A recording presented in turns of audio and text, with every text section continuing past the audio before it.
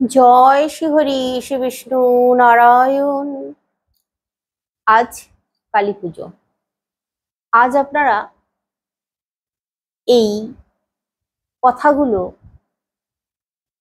শুনুন যেগুলো বলছি, আর সেই মতো করুন এই কাজগুলো।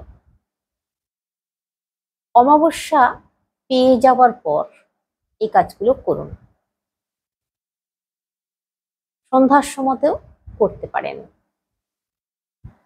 আর অবশ্যই এই কালী পুজোর দিন আপনারা আপনাদের গৃহে যদি খিচুড়ি তৈরি করে খাওয়া সম্ভব হয়, খাবেন। খিচুড়ি মানে আমি বলছি চালের খিচুড়ি নয়, ডালিয়ার খিচুড়ি তৈরি করে খাবেন। খিচুড়ির মধ্যে আপনারা কাজু, কিশমিশ, গাজর সবই দিতে পারেন। সবজি যেগুলো দেওয়া যায় সেগুলো দিতে পারেন। সে সমস্ত কিছু দিয়ে একটা খিচুড়ি তৈরি করে যদি খেতে পারেন, এটাও কিন্তু একটা মহা টোটকা। কালী পুজোর দিন অবশ্যই করুন আজ এটা। আপনারা রাত্রে এই খিচুড়ি খাবেন। তাহলে কি হবে, অবশ্যই মা কালীকে স্মরণ করবেন, করে খিচুড়ি মুখে তুলবেন।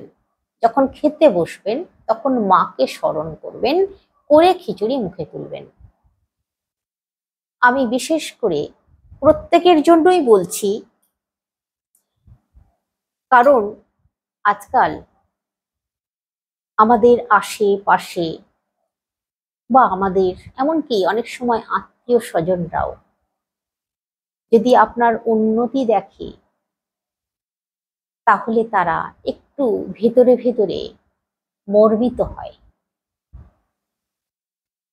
অনেক সময় আশেপাশে নানান রকম দিক থেকে ক্ষতি করার চেষ্টা করা হয় এই কালী পুজোর দিন। বিশেষ করে শত্রু তৈরিও হয়ে যায়। তাই এই দিন যদি আপনারা এই খাবারটি খান, তাহলে আপনাদের জীবন থেকে এই সমস্ত জিনিসগুলো কেটে যাবে। যারা আপনার সঙ্গে শত্রুতা করছিল, যারা আপনারকে একটু হিংসার চোখে দেখছিল, সেগুলো আর করবে না, দেখবেন স্বাভাবিক হয়ে যাবে। তো এবার আমি আপনাদেরকে কটা টোটকার কথা বলে দিই, এই কালী পুজো সময়তেই করুন। দেখুন, আপনারা আপনাদের গৃহের শান্তির জন্য, অর্থ উন্নতির জন্য এই কাজটা করবেন। সত্যি করে যাদের অর্থের প্রয়োজন আছে তারাই করুন, অহেতুক করার দরকার নেই। যাদের অর্থের প্রয়োজন আছে, যাদের শান্তির প্রয়োজন আছে, যারা সুস্থ থাকতে চান, তারা করুন এই কাজগুলো আমি যেগুলো বলছি। সবাইকেই যে করতে হবে এমনটা নয়, যার ভালো লাগবে, যার মনোনীত হবে সে করুক। তো যেটা বলছিলাম, একটা নারকেল এই দিন বাড়িতে নিয়ে আসবেন, ঝুনো নারকেল, দোমালা নয়, ঝুনো নারকেল নিয়ে আসবেন। আর এক মুঠো চাল, আপনার হাতের মুঠোয় যতটা চাল ধরবে সেই এক মুঠো চাল, একটা রেকাবের ওপরে এক মুঠো চাল রাখবেন, নারকেল রাখবেন, আর 28টা নীল অপরাজিতা ফুলের মালা, 28টা জবা ফুলের মালা, 28টা বেল পাতা নিতে হবে আপনাদেরকে। এই জিনিসগুলো নেবেন, আর এক মুঠো চাল আর নারকেল অবশ্যই নেবেন। তার সঙ্গে আপনারা সন্দেশ, ফল নিতে পারেন, দক্ষিণা নিতে পারেন। যে কোনো কালী মন্দিরে যাবেন, এই কাজটা, এই কালী পুজো আজকে বলে আজকেই করতে হবে এমন নয়। আপনারা কালী পুজোর পরের দিন অমাবস্যা যতক্ষণ থাকছে ততক্ষণ সময়ের মধ্যেও এই কাজটা করতে পারবেন। কোনো মন্দিরে যেতে হবে, অন্য কোথাও গেলে কিন্তু হবে না। কালী মন্দিরে আপনাদেরকে যেতে হবে, যেখানে নিত্য পুজো হয় সেই রকম মন্দিরে যেতে হবে এই জিনিসগুলো নিয়ে। কিন্তু ওই যে জিনিসটা বললাম, এক মুঠোই চাল নিতে হবে, আতপ চাল আর ঝুনো নারকেল। অবশ্যই কিন্তু এই দুটো জিনিস মাথায় রাখবেন। দক্ষিণা আপনার সাধ্য মতো দেবেন, ফল সন্দেশ আপনার সাধ্য মতো কিনবেন, কিন্তু অপরাজিতা ফুলের মালা 28টা, যে লাল জবা ফুলের মালা 28টা জবা ফুল গুনে গুনে নেবেন, কিন্তু একদম 28টা, আর 28টা বেলপাতা। মায়ের এই প্রিয় জিনিস অপরাজিতা, নীল অপরাজিতা, লাল জবা, বেলপাতা, এই জিনিস বছরে একদিন এই কালী পুজোর দিন বা কালী পুজোর পরের দিন যতক্ষণ অমাবস্যা আছে সেই সময়ের মধ্যে কাজটা করুন। মন্দিরে নিয়ে যাবেন শুধু। আর মন্দিরে যখন প্রবেশ করছেন নিশ্চয়ই ঘন্টা আছে, ঘন্টাটা 3বার বাজাবেন, 3বারের বেশি নয়, কিন্তু 3বার বাজিয়ে দেবেন। তারপর মায়ের সামনে ওই জিনিসগুলো রাখবেন। ওখানে যদি পুরোহিত মশাই থাকেন অবশ্যই থাকবেন, যেহেতু নিত্য পুজো অর্চনা হয় কালী মন্দিরে, পুরোহিত মশাই থাকবেন। পুরোহিত মশাইকে বলুন ওই যে ফুলের মালা, ওই মালাগুলো মায়ের গলায় পরিয়ে দিতে। যদি না পরাতে চান অন্তত মায়ের চরণে যেন দিয়ে দেয়, মায়ের সামনে মায়ের চরণে যেন রাখে, এটা অন্তত যেন করে। অনেক সময় দেখা যায় মন্দিরে পুজো দিতে গেলে ঠাকুর মশাই মানে পুরোহিত মশাই আপনি যেগুলো নিয়ে গেছেন সেগুলো ঠাকুরের সামনে পৌঁছাতেই দেয় না। ওনাদের নিজের কাছে যেগুলো আছে সেগুলো দিয়েই দেয়, সেগুলো দিয়েই অঞ্জলি দিতে বলে, সেই ফুলই দেয় সবকিছু, আর ওই ফুল রেখে দেয়।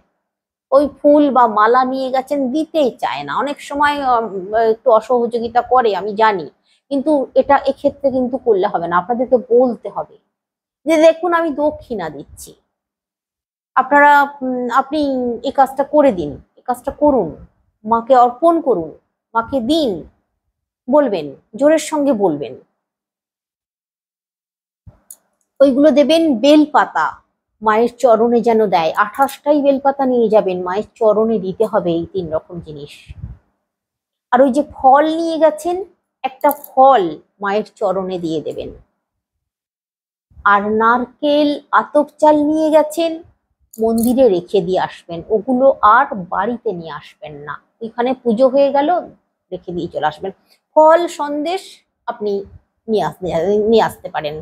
আর যদি সম্ভব হয় পুজো হয়ে যাওয়ার পর ওইখানে বসেই একটু প্রসাদ গালে দেবেন। এই কাজটা করবেন, শুধু এইটুকু। 1 মুঠো চাল মন্দিরে দান করুন, আতপ চাল। দেখুন তারপরে আপনার ভাগ্যের কিরকম পরিবর্তন আসে। মা কালীর কৃপা লাভ করবেন, আর মায়ের কৃপায় ধন্য হয়ে যাবেন। এতটাই মায়ের কৃপা লাভ করবেন, এইটুকু করবেন। আর মন্দিরে গিয়ে ওই যে ঘন্টা বাজিয়ে দিলেন, বসবেন, অবশ্যই বাবু হয়ে বসবেন। আপনার যদি গুরু দীক্ষা হয়ে থাকে, গুরু মন্ত্র থাকে, তাহলে এই গুরু মন্ত্র 108 বার চোখ বন্ধ করে জপ করবেন। আর হাত জড়ো করে জয় মা কালী বলে মায়ের চরণ স্মরণ করতে করতে মাকে আপনার মনের কথাটা বলে দিন। দেখবেন যা চাইছেন তাই পাবেন, আমি এতটাই জোর দিয়ে বলছি। মা এত খুশি থাকবেন, এত খুশি থাকবেন, আপনাকে ভরে দেবেন। যখন ফিরবেন আর ওই যে বললাম ওখানে বসেই প্রসাদ গ্রহণ করুন, একটু প্রসাদ খাবেন, তারপর ফিরবেন।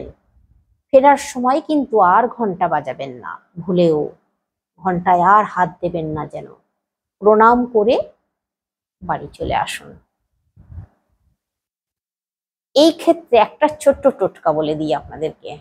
এই কালী পুজোর সময় এই যে মন্দিরে গেলেন, মন্দিরের সামনে জুতো যখন খুলবেন, তখন জুতোটাকে একটু, একটা দুটো জুতো তো, একটা ডান দিকে একটা বাঁ দিকে, ডান পায়ের জুতো বাঁ দিকে, বাঁ পায়ের জুতো ডান দিকে, এইভাবে জুতোটাকে রেখে দিন। খুলুন, জুতোটাকে খুলুন, মানে উল্টো করে খুলে আর মন্দিরে ঢুকে যান। এটা আমি বলে রাখছি আপনাদেরকে, এটা ভীষণ, মানে যদি আপনার ভাগ্য ভালো হয়ে থাকে, মা যদি আপনার উপরে সদয় হয়ে থাকেন, এই কাণ্ডটা ঘটবে। কি ঘটবে? যখন ফিরবেন পুজো দেওয়ার পর, যদি দেখেন ওই জুতোটা আপনার সোজা হয়ে গেছে, তাহলে জানবেন আপনার ভাগ্য ওই দিন থেকে সুপ্রসন্ন হতে শুরু করেছে। আপনি লটারিও জিততে পারেন। তারপর আপনার চারিদিক থেকে অর্থ আসবে। আপনার মানে ভীষণভাবে আপনি লাভবান হবেনই হবেন, যদি কেউ জুতোটাকে সোজা করে দেয়। এমন অনেক সময় হয়ে যায় কিন্তু ভাগ্য ভালো থাকলে, যে জুতোটা কি ব্যাপার উল্টো আছে, কেউ হয়তো দেখলো সেটাকে একটু সোজা করে দিল, কিন্তু সেইভাবে উল্টো করেই আপনি রাখবেন যেন সোজাটা করে দেয়। তবে ইচ্ছা করে কেউ সোজা করে দিলে হবে না, আপনার অজান্তে কেউ সোজা করে দিলে তবেই কিন্তু হবে। দেখবেন, আমার কথা মিলিয়ে নেবেন, তাহলে যখন ঢুকবেন তখন জুতোটাকে উল্টো রেখে মন্দিরে প্রবেশ করবেন। আর ওই কথাটাও কিন্তু মাথায় রাখুন, 3বারের বেশি ঘন্টা বাজাবেন না, ফেরার সময় আর ঘন্টায় হাত দেবেন না। তারপর দেখলেন যদি সোজা হয়ে গেছে জুতো, জুতো পরে বাড়ি চলে আসুন। আরেকটা কথা বলি, এই কালী পুজোর সময় হয়তো কালী পুজো দেখতে গেছেন, জুতো খুলে ঢুকেছেন, ঠাকুর দেখছেন, ঠাকুর দর্শন করছেন, তারপর জুতো পরতে যাচ্ছেন, দেখলেন আপনার জুতো হাওয়া, জুতো নেই। দুঃখ পাবেন না। এই সময়, এই কালী পুজোর সময়, এই মহা অমাবস্যার সময় মন্দিরেই যান, বা আপনার কাছাকাছি পুজো হচ্ছে সেখানেই যান, যদি জুতো হারিয়ে যায়, জানবেন আপনার ভাগ্য খুলে গেল। একেবারের জন্য মনক্ষুণ্ণ হবেন না, দুঃখও পাবেন না, মনে মনে খুশি থাকুন, ভীষণভাবে খুশি থাকুন। জানবেন আপনার